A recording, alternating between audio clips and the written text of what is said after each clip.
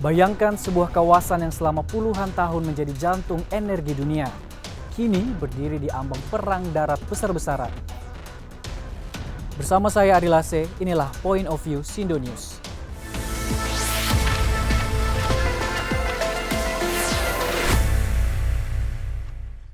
Sejak akhir Februari 2026, dunia menyaksikan eskalasi konflik yang sangat cepat antara Iran melawan Amerika Serikat dan juga Israel. Serangan udara yang awalnya terkoordinasi, dikenal sebagai bagian dari operasi militer gabungan, telah berkembang menjadi konflik terbuka lintas kawasan dan memasuki babak baru. Bukan lagi sekedar serangan udara, bukan lagi perang bayangan melalui proksi, melainkan kemungkinan invasi darat.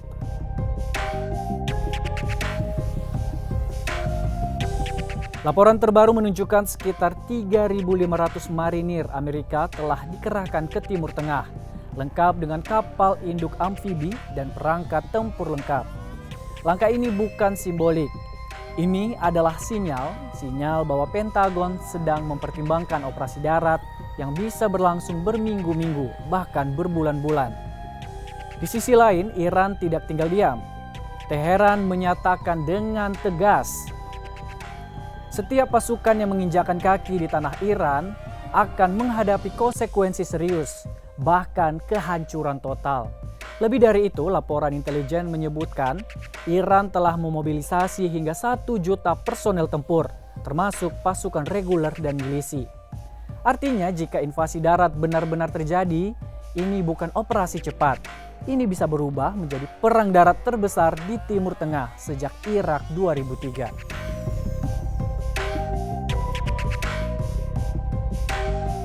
Menariknya, di tengah eskalasi militer, Amerika juga mengajukan skema diplomasi, bahkan disebut sebagai 15 poin perdamaian.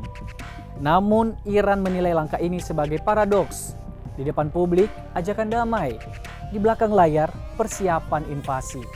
Dan disinilah kita melihat wajah klasik geopolitik. Diplomasi sebagai alat tekanan, bukan semata jalan damai.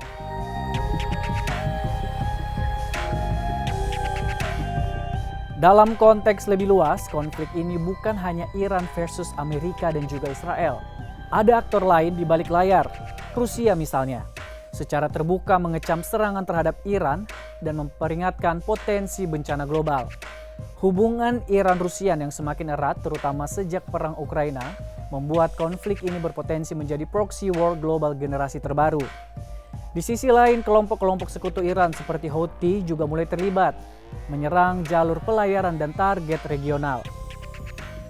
Artinya konflik ini sudah melebar dari Iran versus Israel menjadi Iran versus Barat dan berpotensi menjadi blok Timur versus Barat.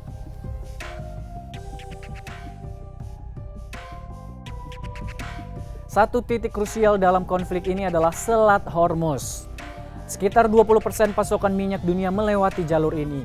Ketika Iran mengecam menutupnya, dampak bukan hanya regional, melainkan global.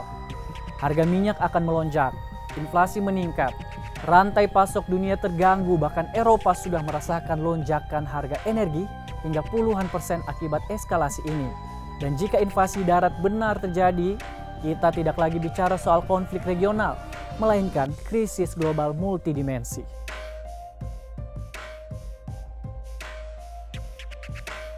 Pertanyaan penting, bagaimana peta geopolitik Indonesia di tengah situasi ini? Indonesia berada dalam posisi yang unik. Sebagai negara dan juga negara non-blok, pendukung Palestina memiliki hubungan diplomatik terbatas dengan Israel dan tetap menjaga hubungan dengan Barat serta Timur Indonesia kemungkinan akan mengambil posisi aktif tapi tidak berpihak. Namun netralitas hari ini tidak mudah. Ada 3 tekanan utama yang dialami Indonesia.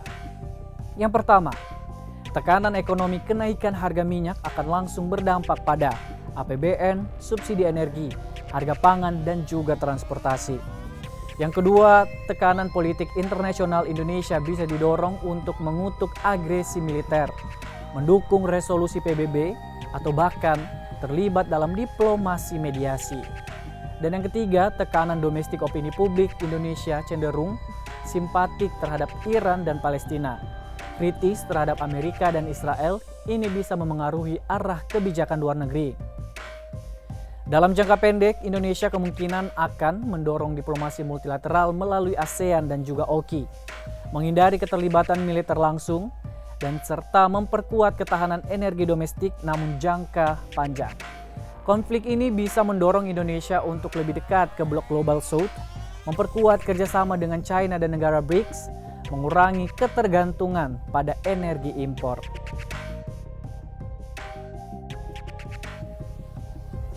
Sebagai penutup, Sindo News berpendapat ada satu hal yang perlu kita garis bawahi.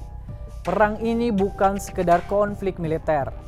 Ini adalah pertarungan narasi, pengaruh, dan masa depan tatanan dunia. Jika invasi darat benar-benar terjadi, maka dunia akan memasuki fase baru. Bukan lagi unipolar, bukan bipolar klasik, melainkan multipolar yang penuh ketegangan.